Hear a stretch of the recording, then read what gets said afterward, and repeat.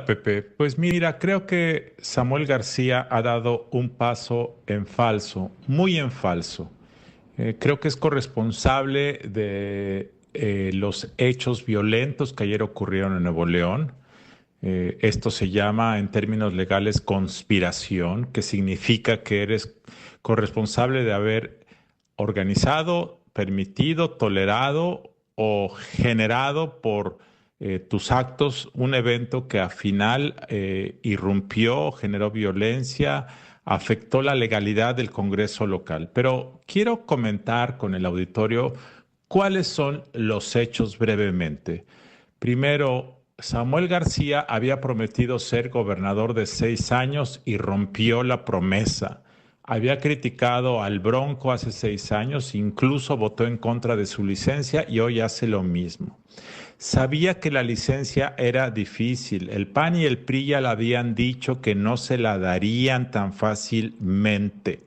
Sin embargo, esto ocurrió. Hubo un nombramiento de un gobernador interino hace 2 o 3 semanas. Se litigó ante la Corte, se litigó ante el Tribunal Electoral y finalmente hubo una sentencia de ambas instituciones que dijeron que el Congreso local es quien tiene la facultad de hacerlo. De tal forma que eso es lo que ayer hizo el Congreso local. Escogió a un vicefiscal que no le gusta a Samuel García, pero ese es el hecho, esa es la atribución del Congreso local y en lugar de acatar hubo una acción de violentación del Congreso local. ¿Qué dice el Código Penal? Dice que lo que ocurrió ayer es desorden, sedición y probablemente conspiración. Todos estos delitos tienen pena de cárcel que va de 6 meses hasta 5 años. Ahora bien, ¿qué significa en lo político? ¿Qué pasa en lo político? Primero, Samuel no ha podido construir la gobernabilidad para tener un Congreso con el cual negociar y sentar las bases estables de un gobierno que pueda funcionar. Segundo, no está asumiendo los costos de una decisión. Su decisión fue ir por la gobernatura. Él sabía que eso implicaba que el Congreso podría designar a un gobernador o gobernadora. Se verá, Pepe. Lo que es muy claro, lo que a mí más me sorprende de todo es que haya una discusión respecto a la legalidad de los hechos. Porque la Constitución de Nuevo León es clarísima. En caso de licencia de más de un mes, le corresponde al Congreso. Punto. Y como bien explicó Luis Carlos Ugalde y bien explicó nuestro reportero en Nuevo León, es incluso un artículo que fue modificado por el propio Samuel. Por el propio Samuel. Y el todavía gobernador llegó al poder prometiéndole a la gente, Pepe, que se iba a quedar los 6 años. O sea, alegar que por sus 780,000 votos le corresponde a él dejar al gobernador, no solo es constitucionalmente inexacto, sino olvida la promesa que le hizo la ciudadanía. Porque le dijo, me voy a quedar 6 años, yo no voy a ser como el Bronco. Claramente las promesas de campaña no tienen vinculación legal. Si lo tuvieran, pues todos los gobernantes acabarían con problemas legales muy profundos, pero sí tienen una vinculación moral, Pepe. Hay una crisis política en Nuevo León. Por supuesto. Una crisis grave. Por supuesto, una crisis grave provocada por la decisión del gobernador de irse antes de tiempo sin reconocer que si se iba le toca al otro poder que fue electo cuando él fue electo.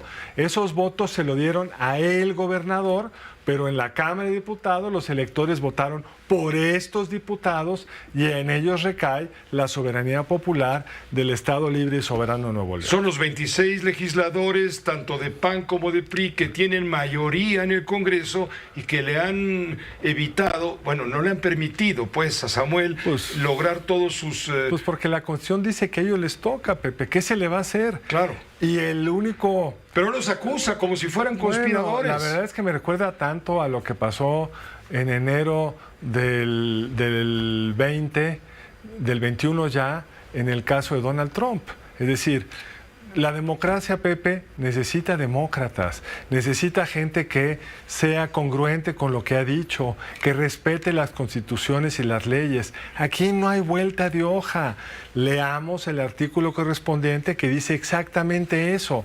Las licencias temporales son temporales y están pensadas no para que vayas a buscar una gobernatura, sino están pensadas, te enfermas, tienes algún problema que te impida cumplir con tus obligaciones constitucionales, no te vas por lo menos no más de 30 días, y si son más de 30 días, pues te tienes que ir de una forma ya distinta, porque tienes que darle garantía a los gobernados de que habrá alguien a cargo por un plazo más largo, en este caso 6 meses. Esta crisis provocada por Samuel, esta crisis constitucional provocada por Samuel García Sepúlveda, ¿podría ser la sepultura de sus aspiraciones a la presidencia de la República? Mira, desde el punto de vista ético debería de serlo. No solo porque viola su compromiso inicial, sino además porque está violando expresamente la Constitución. Ahora bien, las argucias legales, en materia laboral ganó un laudo, no sé qué tenga que ver la materia laboral, que impide que el nuevo gobernador, el recién aprobado, entre, si no se quede el temporal, el sustituto, el secretario de gobierno. Pues esto puede durar mucho tiempo y puede tener desenlaces no previstos, porque estamos en medio no solo de una batalla política, no solo una batalla de fuerza como la que vimos ayer, a estos elementos de Movimiento Ciudadano irrumpiendo por la fuerza en el Congreso, como quizá lo veamos cuando haya 2 gobernadores y tengan que resolver por la vía de la fuerza pública, sino estamos en una crisis jurídica muy difícil de resolver, porque recursos sobran para tratar de darle la vuelta a lo que es clarísimo en la Constitución. Ahora, ¿cuál sería la salida en este conflicto? Pues la salida va a ser la que sea, no sé. La salida moral sería que el gobernador decidiera. Tiene 2 opciones: que se quede de gobernador, que le cumpla a los ciudadanos la razón por la que lo eligieron. Quién sabe cuántos de los que lo eligieron dijeron, este muchacho ve serio y se va a quedar 6 años, porque pongámonos en los zapatos de los electores de Samuel. Lo contrataron por 6 años y se va a la mitad. No, precisamente lo que me parece muy interesante es que en un repaso de notas periodísticas, de artículos, de editoriales, empieza a permear una idea de que la candidatura y la campaña de Xóchitl Gálvez no prende. ¿Y no es esto tripulado por las esferas y las manos negras que mecen cunas? Yo creo que sí, en buena medida. Es decir, la impresión que yo tengo es que en este juicio, de que fue flor de un día, de que no hay realmente consistencia en la campaña, hay en primer lugar una omisión a un elemento que me parece que es central en una reflexión politológica. Y esto es, ¿cuáles son las condiciones de las competencias de Claudia Sheinbaum y de Claudia y de Xóchitl Gálvez? Decir, por una parte, que en el caso de Claudia, la candidata oficial, el gran elector, el supremo elector dentro de Morena, que es el presidente López Obrador, decidió muy temprano que ella sería. Aquí lo comentamos hace muchos meses y yo decía que esa decisión del presidente de decir es ella, es Claudia, tenía que ver con varios aspectos. Tenía que ver con el hecho de que le profesa una devoción al presidente de la República, que le garantiza la continuidad de su proyecto, que le garantiza el cuidado para él, para su familia, cuando haya dejado de tener el blindaje presidencial, etcétera. Entonces, a partir de ese criterio del presidente de es Claudia, ella empezó a posicionarse y favorecía este posicionamiento el hecho de que fuera la jefa de gobierno de la Ciudad de México. En cualquier, digamos, país importante, el alcalde de la capital es un político prominente, y más en un país tan centralizado como el nuestro, en donde la gran mayoría de los medios de comunicación están aquí y es una noticia permanente lo que hace el jefe o la jefa de gobierno. Entonces, la jefatura de gobierno a Claudia le dio una enorme visibilidad. Plataforma. Una plataforma impresionante, pero además el hecho de que fuera la señalada por el profesor, la predilecta del profesor, implicó el que empezó a moverse también con muchísima anticipación. acudía a capitales de los estados, sobre todo gobernados por Morena, para dictar conferencias magistrales sobre el buen gobierno en la Ciudad de México. Por cierto, tuvo que interrumpir una antes de darla, la de Morelia, por la caída de un tramo del metro, de la línea 12 del metro, que sería también una forma de mostrar el buen gobierno. Sabemos temas de mantenimiento, etcétera. Pero lo cierto es que con el apoyo del presidente, con las visitas a los estados, con la visibilidad que le da a la jefatura de gobierno, Claudia tiene un posicionamiento importante. Y yo digo, ¿eso es de sorprender? Claro que no. Lo que debía sorprendernos es que no tuviera el nivel de conocimiento y de aprobación que tiene, siendo la escogida por el presidente. La favorita del profesor. La favorita del profesor. ¿Qué pasa en la trinchera de enfrente? En la trinchera de enfrente, Xóchitl Gálvez no tenía en su radar la candidatura presidencial. Ni ella misma. Así es, todos recordamos que ella tenía como objetivo Ciudad de México. Y yo creo que seguramente tenía una buena radiografía de la Ciudad de México, sus debilidades, sus potencialidades. Había pensado en el equipo de campaña y hasta en el equipo de gobierno, en el lema, etcétera. Pero de repente ya lo sabemos. El hecho de que las oposiciones no encontraran a una figura con la capacidad para conectar con el electorado, a pesar de que cada partido tenía su candidato. El Partido Acción Nacional a Santiago Krill, el PRI tenía a Beatriz Paredes o de la Madrid, el PRD tenía a Miguel Ángel Mancera o a Silvano Aureoles, pero ninguno de ellos tenía la capacidad para conectar. Y los errores del presidente la ponen en la línea de la disputa por la presidencia. Entonces, yo creo que lo que ha ocurrido con Xóchitl es una verdadera hazaña, porque de no estar en el radar y en la jugada de la presidencia, de repente irrumpe y mueve todo el escenario. No ha crecido suficiente, es cierto, pero yo lo atribuyo fundamentalmente a que, en primer lugar, es ingeniera. Y un ingeniero no se lanza a lo tarugo, no empieza a caminar y a tropezarse, sino hay un ejercicio de planeación. ¿Estarás pensando en Samuel? No. Sí, estoy pensando. ¿Te leí la mente? Sí, Pepe. Entonces, lo que tenemos es, por un lado, una ofensiva de muchos textos servidores que quieren decirnos no prendió. Textos servidores, los que escriben por consigna. Los que escriben por consigna, así es. Sí, totalmente. Representa, creo, lo que es Estados Unidos, la diplomacia de Estados Unidos, es decir, una especie de doble moral. Quieren la democracia, pero a su manera, a su forma. Henry Kissinger logró éxitos muy importantes, como fue el establecimiento de relación con China, la relación diplomática. Creo que ese es un elemento importante que hoy en día está vigente. Sabe muy bien Estados Unidos que Taiwán forma parte de China, así lo decidió Kissinger, así se firmó, y eso es lo que hoy en el 2023 se sigue cumpliendo.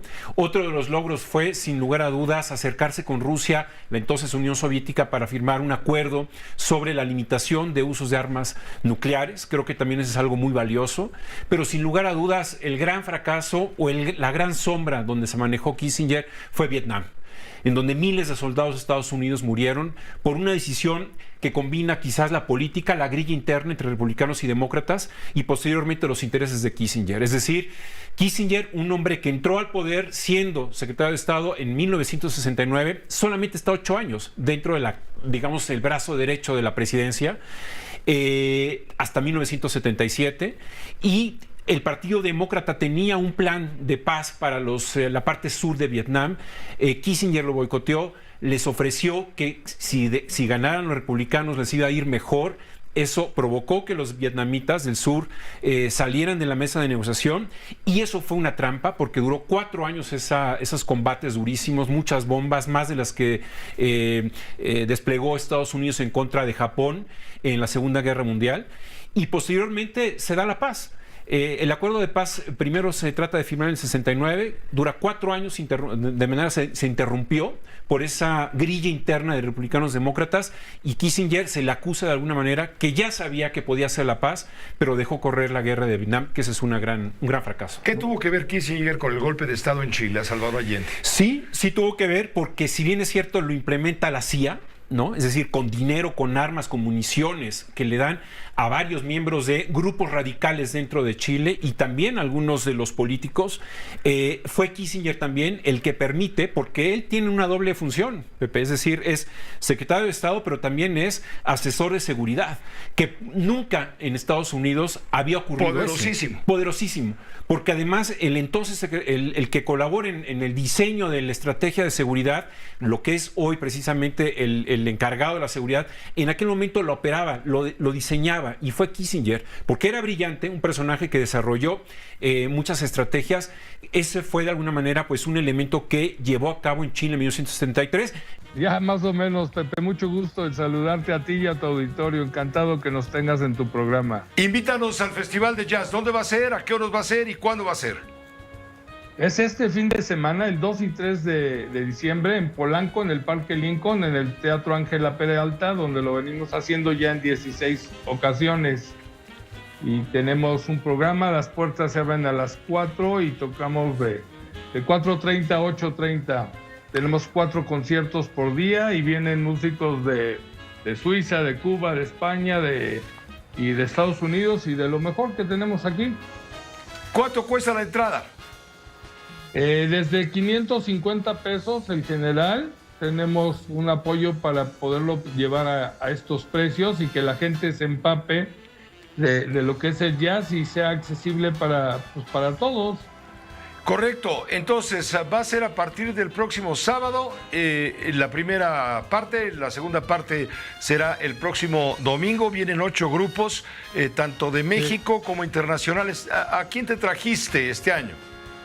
Pues mira, rápidamente te puedo decir que viene Daniel Wong, es un pianista mexicano muy famoso, pero lleva 4 años en Suiza y lo acabamos de mandar traer para que hagamos un proyecto con él. Viene el General Paz y la Triple Frontera, que son un argentino, un uruguayo, y el brasileño es Renato Neto. Renato Neto es un pianista de Sao Paulo muy, muy importante y nada más fue director musical de Prince y el disco de Rod Stewart de The Great American Book Songs.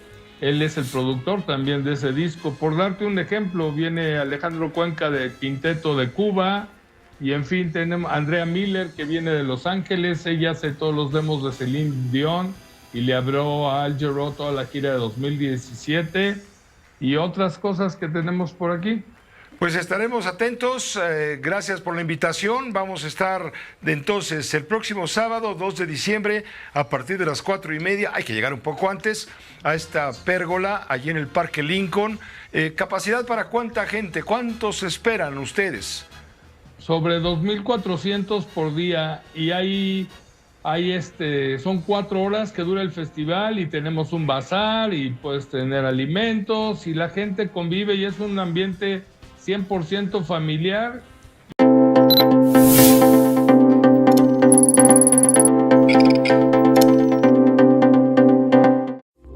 Esta fue una producción de Grupo Fórmula. Encuentra más contenido como este en radioformula.mx.